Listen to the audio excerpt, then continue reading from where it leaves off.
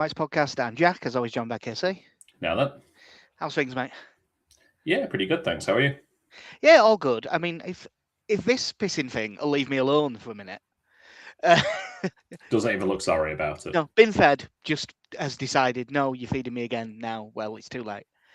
Um, yeah, this is an unfamiliar situation because it's never happened while we were alive. No. Leeds United are in an FA Cup semi-final. Yeah. And as we both know, nothing bad ever happens once you get to Wembley. Yeah, I mean, I haven't been to all of these games, but in my lifetime, we've never scored when we've been there. And I'm going to include the Millennium Stadium as sort of the same thing because Yeah. it's still true. Yeah. I'm definitely. Oh, actually, is that true? No, that's not true. Because I was forgetting the Charity Shield and I was alive. Because that was a high-scoring game, wasn't it? That was a 4-3 win. Yeah, I forgot about that because that's a glorified friendly. Yeah. Okay. Since 1993, then. Just to be safe. Yeah. In competitive matches, we haven't scored in my lifetime. No. Yeah, it's an odd feeling. I don't really know what to do with it, to be honest. It's like, yeah, good. We're in an FA Cup semi-final. Still all end in tears. Yeah, well, to be honest, we may as well talk about the game. I thought we were going to find a way to end this in tears. A game where we were 2-0 up, cruising, being the better side. Everything looked grand. We'd done really well. And then we have mentioned a few times we have a few issues with conceding late. This is impressive conceding late, even by our standards. It's definitely happened before, but that it's the second time we've conceded 2 goals in stoppage time. Yeah, it's not great. No, it wasn't. It wasn't great. And I think the frustrating thing was that with 5 minutes of normal time remaining, all looked fine. All was calm. All was well. Nonto's back heel goes 4 inches to the right. 3-0, game over. And then we just found a way. But because we got through, I can just look at the positives of it. I think overall here, like West Ham, there weren't we out chances. You know, Castellanos hit the post at 1-0, didn't he?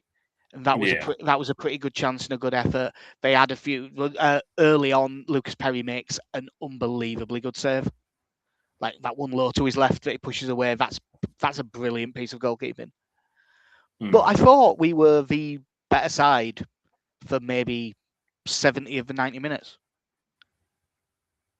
Yeah, there was outside of the odd moment here or there. I think it was odd because we came out the gates really strong for about 3 or 4 minutes. Then West Ham had about 5 minutes, and then it was us for the rest of the first half. Yeah, and I really liked just the way we played, but I thought the balance of the side was there. We've been saying there's a few players that needed a game. Like obviously we were missing Goodmanson entirely. It sounds like it was precautionary, so all good. But I thought James Justin was way better in this game than he was when we were missing Goodmanson against Brentford. I thought he got forward better, but I also thought he defended excellently. Yeah, and I think the other side of it is that you were playing with a proper left winger on that side with Okafor being back in the team. Yeah, I think that helped. But yeah, he is just so reliable, isn't he? Like I think defensively, none of us have any real questions about his ability. There is that frustration on the left hand side of having 2 players that both need to check back, but yeah, for the most part, very very good game. Beat his man a couple of times on the outside. But yeah, they couldn't quite pick out someone with the ball afterwards, but for the most part, he was doing everything you'd want Gabby to be doing. Yeah. No, we were really good for that. And the other one that I think while we talk about the first goal, really, because it comes down that side, it's Okafor down the left, played inside. And the thing that I didn't really realise in normal time, and I've only noticed it when I watched the highlights back. It's it's Tanaka that plays the ball wide, 20 yards inside the Leeds half. And Leeds go forward down the left, and when Okafor plays it inside, it's Tanaka.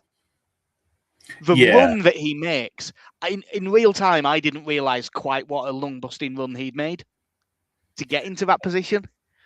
And I think, and not to turn this into a knock against Gruev, but if Gruev's playing that pass, he's not making that run. It's just not his game. Yeah. And that was kind of the frustrating thing when you were watching us play sort of Brentford and Sunderland, was that you sort of wanted another midfielder with that was a bit more adventurous. Yeah. So it was really nice to see Tanaka be involved today, because he is someone that I think he was probably, for a lot of people, one of those that you were like, he'll be in the starting lineup every week next season. I mean, if you'd have asked me, I mean, we will have talked about it in the season preview, but I don't remember what we said. If you'd have asked me pre-season, I'd have definitely said yeah. Yeah. And obviously he's found his chance hard to come by, and has kind of struggled for form in certain sections. But yeah, I think he did himself the world of good with that performance. I thought he was very good.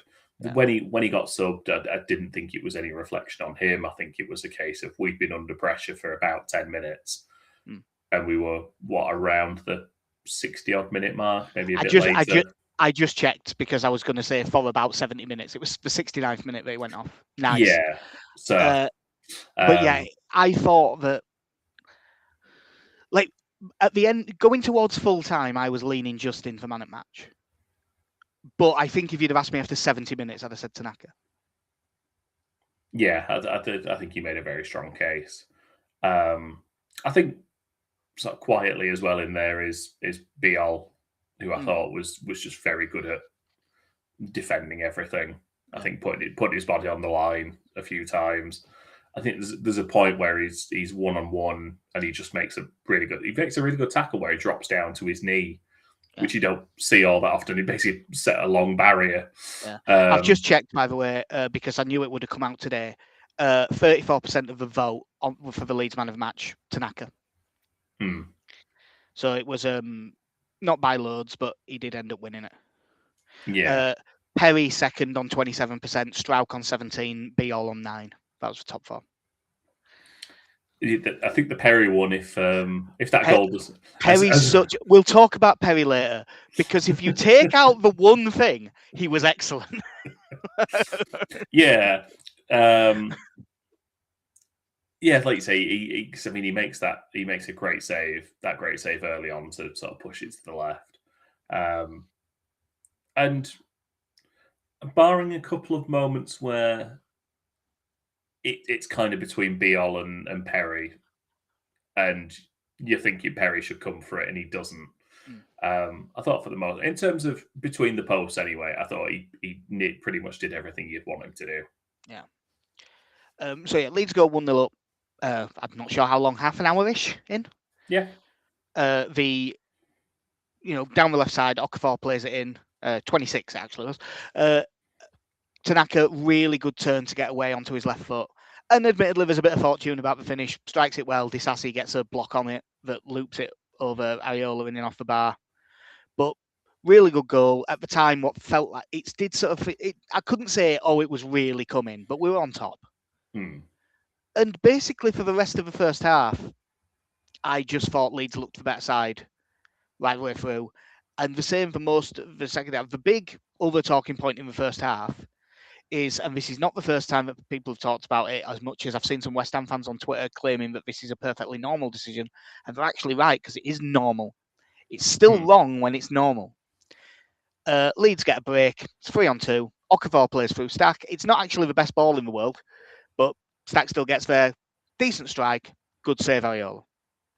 And just after he does it, Max Kilman absolutely fucking flattens him. I don't know if you've seen the picture that Stack has put on. Yes, I have seen his. I've seen King Griffey's grotesquely swollen ankle. Yeah. But yeah, it's just a knock. I mean, look, sometimes my ankles do that because I'm fat and injured, so they just swell up a bit anyway. But I've done. Everyone who's grown up playing football has looked down and seen their ankle look like that. You know when you've done it. Like, obviously, he's very fit and everything like that, so he'll recover a lot quicker. But I can't see a world where that's less than like 3-4 weeks. Yeah. It's. I hope I'm wrong. I hope that it's just swelled up to protect itself. They rehab it and he's back for the Wolves game. But I'd be very surprised. That looks like a painful one to me. Yeah. I mean, I think there's one of the angles that you see from behind it where he's the ankle gets caught between. Is it Kilman who? Yeah. He gets caught between Kilman's legs. So it wasn't nice, and like. So I put this on our Twitter, and no one was able to come up with an answer without saying it's because of the colour of the shirt, because he got the shot away, without those two being, or because it's in the box. Those are the three reasons I can come up with as to why that's not a penalty. None of those have anything to do with the laws of the game. I mean, and it's not just us. You've seen it a million times. We had this debate was all over Match of the Day, all of that stuff a few months ago. Phil Foden hit a shot. I think it hit the post against. It was at St James's Park, and he got absolutely fucking flattened straight afterwards. And everyone went, "Yeah, they never give them." And then everyone went, "Yeah, but it is a foul though, and it's a penalty. It's not a red card because you haven't denied the goal scoring opportunity. They did still get the goal scoring opportunity, but it's still a foul. It's still a penalty." Well, that's it, because it's almost as if the argument is that, well, the advantage was that he got the shot away, but he's done that before he's fouled. Yeah, like that's not how advantage works. They are at this stage. They are two separate actions. One follows the other. Yeah. And like you say, if it happens 30 yards out, it's a free kick. It's a yellow card. Well, let's to prove our point. As Lucas Metcher can attest to. Yeah, 2 minutes later, Lucas Metcher goes to close down a pass forward. He is late, gets nowhere near it. He doesn't actually really get him. No. But he goes down, and he is late, and it's a foul, and he books him. The booking's harsh. Even though he barely gets him, that gets... And he's not saying that this is right, but again, it's the way it is. That gets given as a foul basically every time. He's late. Fair enough. But that's... But he got the pass away, so what's the problem? Yeah, like, it's the exact same thing, just one's in the box and one isn't. And again, that is not how the laws of... That's not what football... That's not how it works. Now, we know it is how it works. That there's a completely different standard applied in the box to outside it. And your eyes go with the ball. It was only on the replay that we really realised how much he flattened him. Yeah. Which is why, if there's no VAR in this game, I'm not getting mad at this decision. Because I can completely see how the referee misses that. Yeah. His eyes go with the ball, he sees the save, moves on. But when you get to see 20 replays of it, there is no excuse for not giving it as a penalty, because it just is one. And it's not, seeing him given, debatable. No, it is a penalty. There is no equivocation here. That it is one. That's just the end of it. Yeah. I mean, there is literally, there was no punishment to it whatsoever. There was no yellow card for that. And yeah, I know Stack tries to play on, but he's off within a couple of minutes. Yeah. He goes off for Brendan Aronson, who... weirdly, but I mean, he scored his penalty. I can't really think of much he did in the game, which probably means he was just fine. Well, he was key to the second goal, was Brendan. Oh, well, I would argue he wasn't key to the second goal. Max Kilman was. I think West Ham fans would agree with you there as well. Well, we'll just skip straight to it because there isn't loads in between. It's just a football going on. Yeah, through ball for Kilman. For Kilman. Yeah, I'm sticking with it, for Kilman. And this is one where VAR, the side of it was good. And if there's no VAR, I don't get mad, because in real time, I said good tackle. Yeah. And having watched the Leeds commentary back now, that is exactly what is said on there as well. It looks like a good challenge. Yeah, but I think Brinlaw's exact words are excellent challenge. That's what it looks like. And it should have been, because he's 90-10 favourite to get to that ball. And he does get there first. He just fucking misses it. And then boots Brendan Aronson instead. It's actually impressive that he made no contact with the ball, that he's somehow gone entirely over the ball with his legs. Yeah, whatever size of foot he is, that means he has just missed by that plus 2 inches. Yeah. Like, because he's aiming through the middle of his foot, so the second half of his foot and then a couple of inches more. To miss control by that much. Because I think you can see the part where they slow it down is essentially it kind of goes under his thigh. And you can see that that's the point where they're really trying to zoom in and go, does this graze his thigh? Yeah. No, it does. It's impressive that he's not got any of the ball in that challenge somehow. Yeah. So yeah, again, VAR in this instance makes a good decision. Yeah, I mean, again, if it wasn't given, it's another one where I couldn't have been furious because I completely say our referee gets that wrong. I will say that West Ham fans have every right to be pissed off with the club / Nuno because by looked before the game, because it was 8-11 West Ham to qualify a couple of days before the game, so they were favourites. And over the course of up to kick-off, it went 8-11 Leeds. It all moved towards Leeds. I assumed that they were going to have 2 or 3 more players out. Or they decided to rotate more or something like that. But that wasn't really what happened. And when I looked at the sort of West Ham Twitter, they had one reason and one reason only, and that was Max Kilman's playing. Literally, the thing that I put on our Twitter to explain it was, maybe the bookies hate Max Kilman as much as the West Ham fans do. And that was 30 minutes before kickoff. Yeah. And seeing as he gave away a penalty, he actually gave away.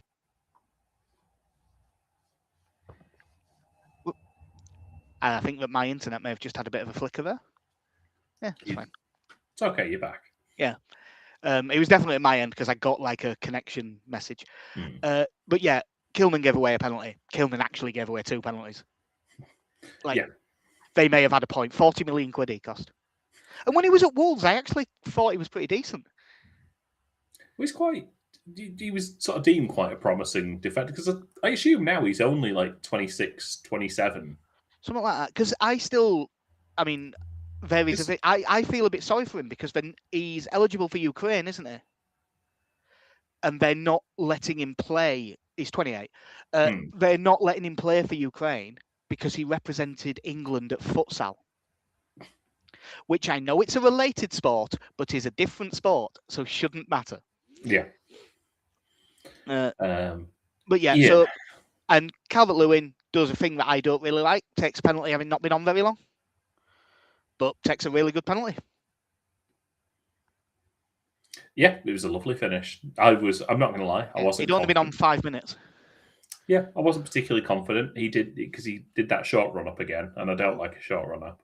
I'm a traditionalist. You sprint 5 yards and you smash a penalty in the top corner. That's just how it's done. Every penalty taker is Julian Dix. Yeah. As far as you're concerned. Yeah. Just run up and whack it really hard. But yeah, it was a very confident finish in the corner.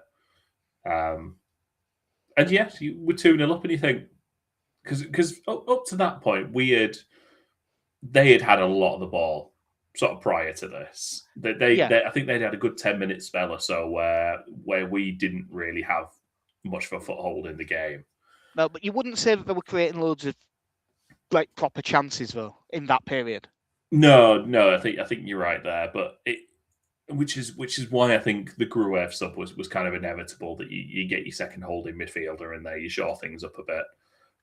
Calvert-Lewin came on for Metcher as a straight swap. Yeah, those 3 were Calvert-Lewin for Metcher, Gruev for Tanaka, and Nonto for Okafor, which was our remaining 3 subs, because we didn't mention Bornau came on for Roden as well, who went off injured. Yeah, which is a big worry. His was quite an innocuous one, so he just seemed to get sandwiched in between 2 West Ham players at a corner, and classic Roden style tried to get up and run back and then went nope. Yeah. But I would, but I thought those subs worked. Like I thought Nonto was pretty good when he came on. Gruev was just tidy. Obviously Calvert-Lewin. He was fine leading the line, but you come on. If a striker comes on, he scores. Good. Yeah. And we basically weren't too troubled until the 93rd minute. Jared Bowen hits an absolute. I think before we go into the goal, I think you then say, so 11 minutes was held up for stoppage time. Yeah. Which and I'm not giving Leeds players an excuse on this. I've seen a lot of people say that sort of mentally gave West Ham a big lift and made us panic. I can understand it giving West Ham a lift. It shouldn't make us panic. Now, I don't get what. I know that there was the VAR check and that did take a while and there was a couple of injuries. 11 minutes did seem excessive, but they scored their second goal by the 96th anyway. So. Yeah, I think the consensus was six or seven. You probably would have gone with, and most of the West Ham stadium seemed to have emptied, and then some of them got back in. Yeah, yeah. There was a lot of white seats on view on show towards the end of that game. That come extra time seemed to have been filled up again. But yeah, it was. I think, like you say, it was frustrating, and I don't know if it was even the first goal is obviously. I think Perry makes a good save. But Bowen smashes it off the post, doesn't he? I don't think. Oh, sorry. It's sorry. Yeah, he gets it, but he dives to make the save, so he's out for this for the rebound. Yeah, and Mateus Fernandez. It's a good first touch, to be fair, because it comes back at him with some pace. But once he's taken a good first touch, it's as simple a goal as you can ever. And at that point, I went, "Oh, that's kind." I said this to you, so people can blame me. I did one thing immediately, which was as soon as they scored, I immediately put a couple of quid on West Ham to qualify at 12-1. Yep. Because I thought that was way too big. And I said to you, well, it's kind of mirroring, because at Ellen Road, we were 2-0 up and then we conceded one to Mateus Fernandez in stoppage time. Unfortunately, this one, Adama Traore gets the ball down the left, Leeds back off and back off and back off, let him cross. And in it goes towards Disasi, who, let's say, gets up high to pip Strauch to the ball and score. Whether that should be a foul or not, I'm willing to argue with people. Because I don't think that's dangerous. Disasi there's no force in it, so I don't think he can actually hurt someone with it. But it is a high foot. And it is a free kick. And he makes contact. He makes contact. As he's going slowly enough, and they're both going the same direction. So I don't think it could actually hurt him. But I suppose you'd have to catch him literally in the eye to actually do any damage of that. But that doesn't matter. It's a foul. Whether it should be or not is up to you, but it is. Yeah, again, this was another one that, because again, when you first see it, I was too busy saying for fuck's sake to notice, really. Yeah, I mean, I thought, to be honest, I sort of thought Strauch had just headed it in himself. Yeah. Judging by his reaction. And it's only when you see one of the angles from behind that you're like, oh no, Disasi's got, oh no, that's hit his head. Yeah. Like, he is very gently kicked him in the head. Yeah. And again, it's got to that cynical point now, just saying, well, look, I don't want us to be that team anymore, but sod it. If that's what you need to do, Strauch should have absolutely hit the deck and rolled around. Yeah, it shouldn't be the case, but having watched a lot of football, I think if Strauch chucks himself straight on the floor and rolls around holding his head, I think that gets given as a foul. Yeah, and I do think there is that level of, I think the description at this point will be that we're too honest. And yeah, too honest or not shithouse enough or whatever it is. Yeah. But yeah, I don't know how it's not a foul. Yeah. Like, like I say, I don't think it's a booking or anything like that. I don't think it's dangerous play, but I do think it's a foul. But the laws of the game, as they are today, that's foul. And again, we'd be a lot more fuming if what happens later goes the other way. Legitimately, I think we're going to get what will be our third in fourth our third apology from the Peg Mall in 4 games. Probably for the Stack one. I think so, yeah. Yeah, and I mean, that's just getting insane, isn't it, really? So we go into extra time. We go into extra time pissed off. And about a minute into extra time, Lucas Perry, who can just stand in his box and let this ball come to him and catch it. There's easily enough time to do that. Could have punched it. Yeah, jumps up to head a bouncing ball clear, heads it behind him. Was it Castellanos? I believe so, yeah. Yeah, actually a really good first time finish from quite an narrow angle to get it on target. Really good finish. Thank fuck it was offside. Yeah, and it was fairly close as well. It seems. Yeah, he's essentially he's just closer than it looked, wasn't it? Yeah, just led forward to start, and that's taken him off. Which, yeah, so going back to the man of the match poll with Perry finishing second. Fortunately, obviously this bit gets ruled out because I think if this stands, Lucas Perry isn't getting that much of the vote. It's where the worry is with our goalkeepers, because like I've said a million times, I think Perry is certainly a more talented goalkeeper, but I think he's probably a better goalkeeper than Darlow. But you do something like that, and I can't even if it was brilliant for the other 120 minutes, which he basically was. Yeah. But you do something like that, I can't make the argument that Farker should be dropping Darlow and bringing Perry back in, because you just did that. So I can't make that argument. I don't really trust either of our goalkeepers.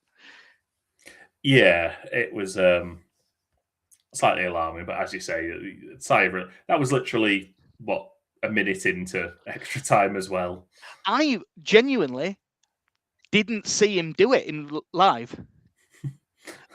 There was no danger. I looked down and picked up my pint.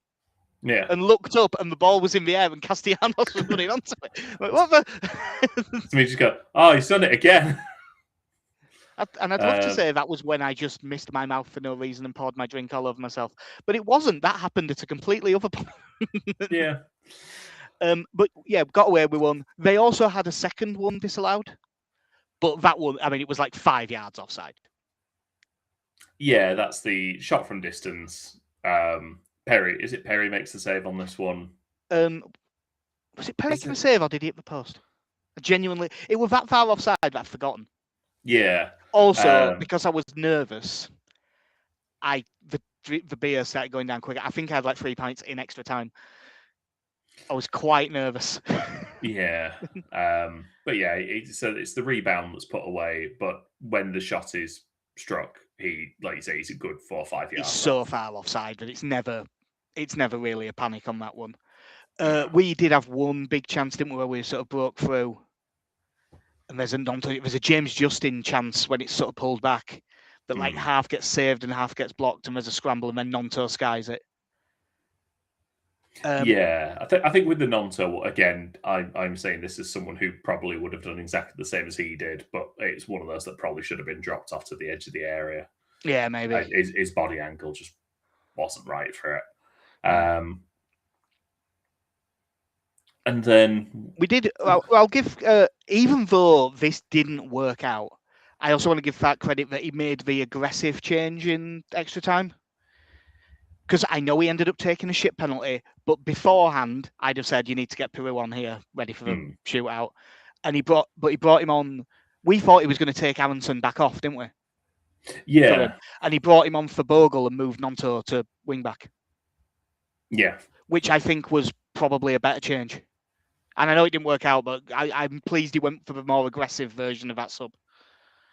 And then I suppose very, very, very late on, we should mention, Afonso Areola goes down injured. And on comes Finn Herrick for his West Ham debut, having been on loan at Boreham Wood earlier in the season. And every Leeds fan goes, fuck's sake, he's going to save like 3 penalties. You just know it, don't you? Oh, this kid that's never played before, he's going to come on, he's in for the shootout. Oh, headline writers must have been spaffing themselves. Yeah. It's just so perfect, isn't it? This is... Oh, semi-final. For fuck's sake. And you just look at it, just going... Yeah, and because it was that thing of we were watching. Well, Ariola's gone down here and given out the goalkeepers that have done it earlier in the season to us. You're there going, right, but it doesn't make any sense for him to do it. West Ham are in the ascension here. Yeah, if anything, on top. Yeah. So, and then I think when a goalkeeper goes down like that, the sub-keeper has to go warm up anyway, because otherwise you're sort of there going, no one's sat there going, yeah, he'll be fine, don't worry Have some about it. plausible deniability. Yeah.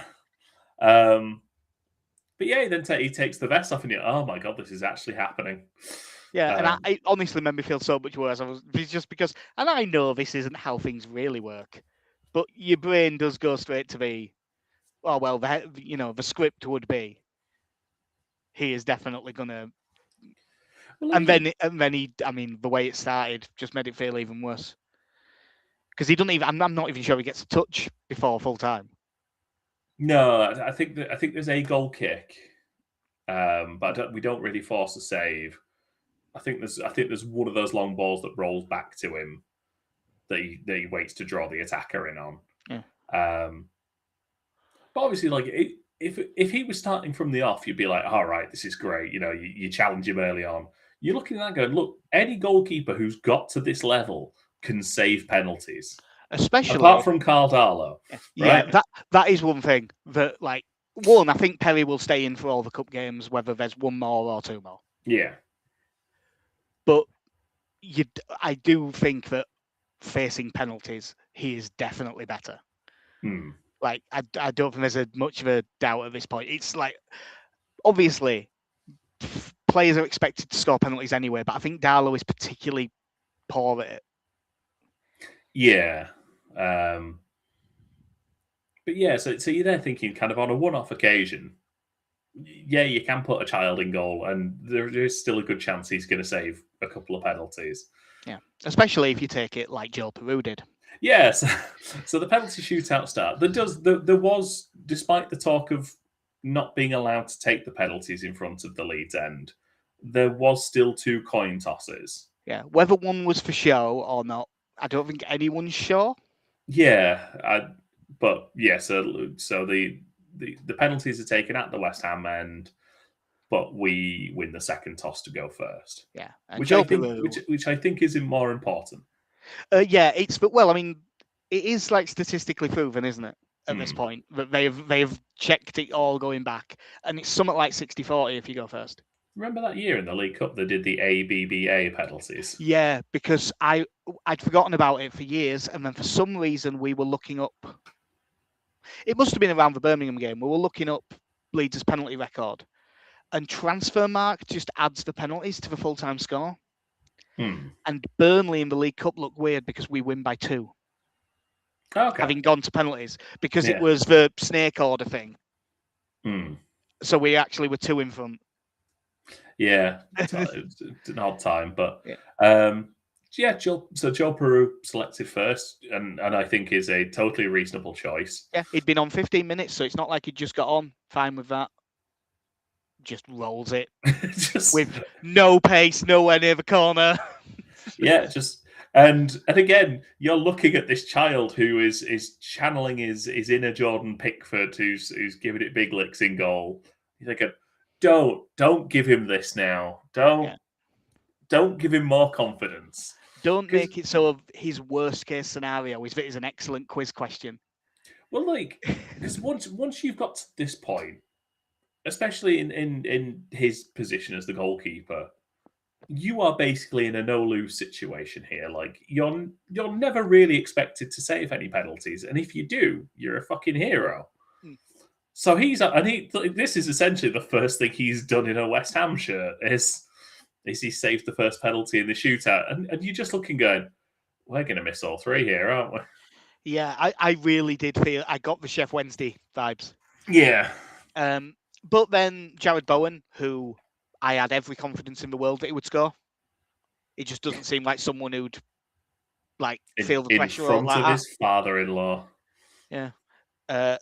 He basically he strikes it marginally better than Peru did, but basically the same penalty, just the other corner. It's not hit hard. It's nowhere near the corner. Perry gets down well, saves it. And then people start being competent.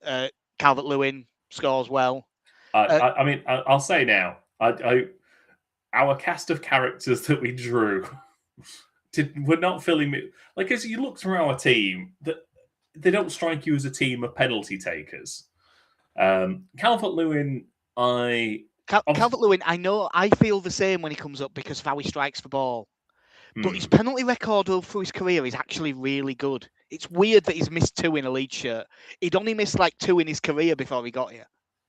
I think the other thing I had was, because he's not scored a lot recently, does he get in his own head about, well, I took this penalty, and I know it's a different goalkeeper, but he's seen me go that way, but is he going to make... And you just think, please put it in a corner. Yeah. Please put it in a corner. And he doesn't. He just goes powerful down the middle. Yeah, good pen. Kyle Walker-Peters then scores. I knew he'd score because, as I've said a million times, he turns into Messi against us. This was probably the worst game I've seen him have against Leeds, and he was still pretty good. Yeah. When he was at Southampton, it was just ridiculous how good he'd play against us. How well he'd play. Don't say how good he'd play, Jack. That's not. Brendan Aronson, who I think it's fair to say we had jitters about when he stepped up. Good penalty, but to keep it the wrong way. Thomas Souček, that was the one that was right in the side netting. That was a really good pen. Willie Nonto, this was a good pen because Herrick goes the right way and gets a hand to it. If it wouldn't have been a good, if he wouldn't have hit it powerfully and quite in the corner, it would have got served. Yeah, he goes high, doesn't he, as well, for it. It was a very confident penalty. For someone who's not played a right lot, I thought it was well dealt with. Yeah, and then Pablo, who didn't look that great from what I saw him through the game. Yeah. Since we signed him, he hasn't really done a great deal.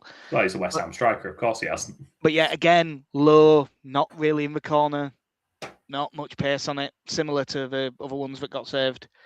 And then I suppose, like, probably in terms of Leeds players, one of the best ones that we could have to go 5th. Yeah, Pascal steps up. Yeah. Who is, of the people we saw take penalties, has taken, it's taken more, certainly more than I've seen of Nonto and Aronson. Good penalty, puts keeper on way, in off the post, which means if he'd have gone the right way, it'd have probably gone in anyway. Yeah, and that's probably, I think we said before, I've never seen, he is a placement person. Yeah, he quite likes the ideal world to be pass it in along the floor, put the keeper the wrong way. Yeah. But yeah, it was a really tidy finish. Cue celebrations. Yeah, it's nice being in a pub for something like that. If you can't be at the game, being in a pub for a moment like that is good because the entire place went up. Yeah, it was brilliant.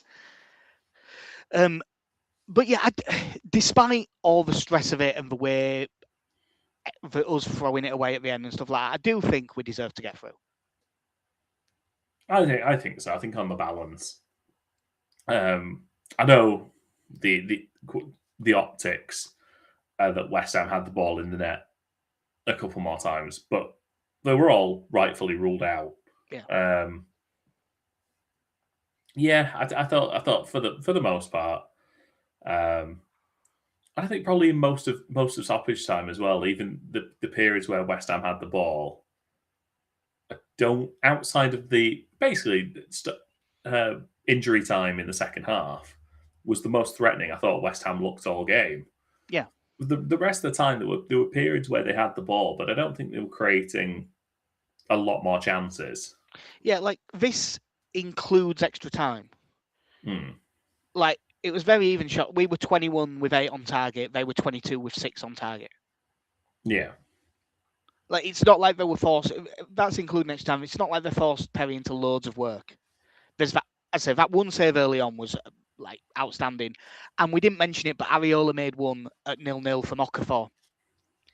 Yeah. Where we like passed it bottom right hand corner, and that was an excellent save as well. But yeah, I do think that we were marginally the better side, and I do think we deserve to get through. And we then got the draw that we were talking about just before the actual draw, because your question, that, by the way, because you had to rush off, actually ended up being the question all around the pub waiting for the draw. Who do Was, you want? would you take? Well, the question was, would you take Chelsea right now when you could have got Southampton or Man City? Would you take Chelsea right now? And most people said, yeah, I would, to avoid Man City. Yeah, I mean, there was. I think I listened to.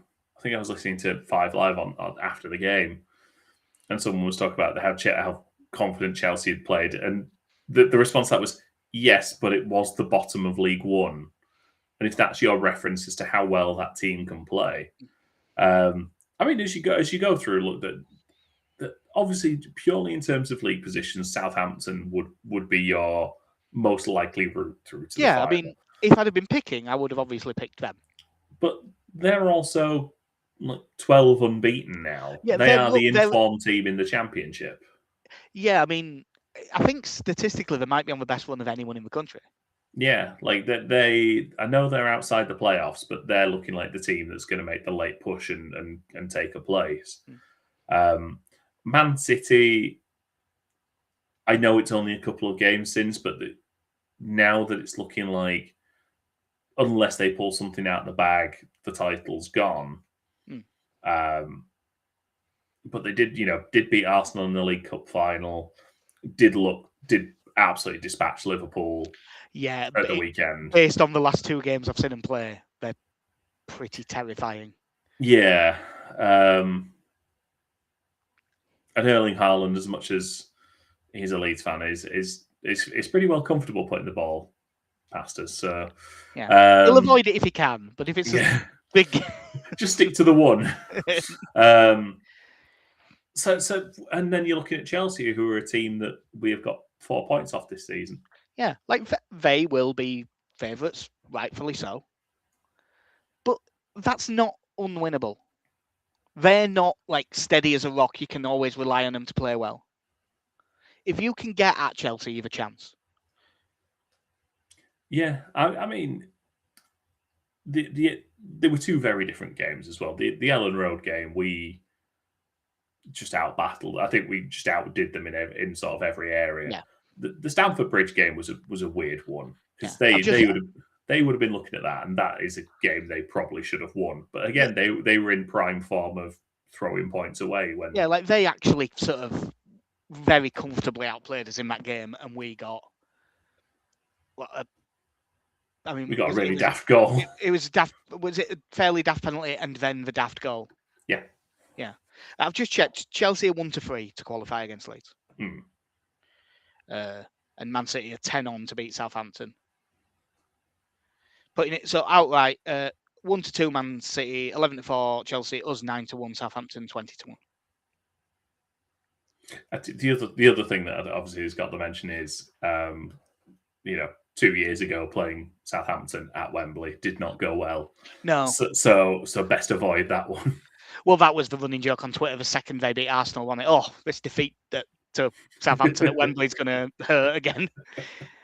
But no, we have a chance, and I really would going in if you'd have said, obviously I wanted Southampton, but if we just missed Man City, there's no complaints.